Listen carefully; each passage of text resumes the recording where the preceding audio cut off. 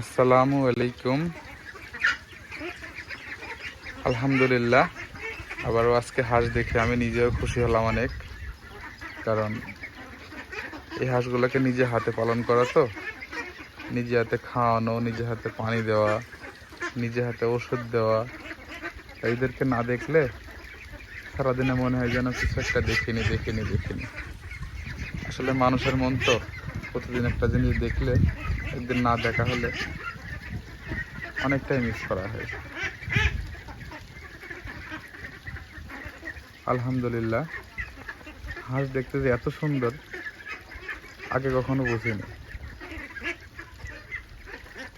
আসলে সত্যিই খুব সুন্দর। এদের বুদ্ধিমত্তা অনেক ভালো, এদের শব্দ তো আরো ভালো।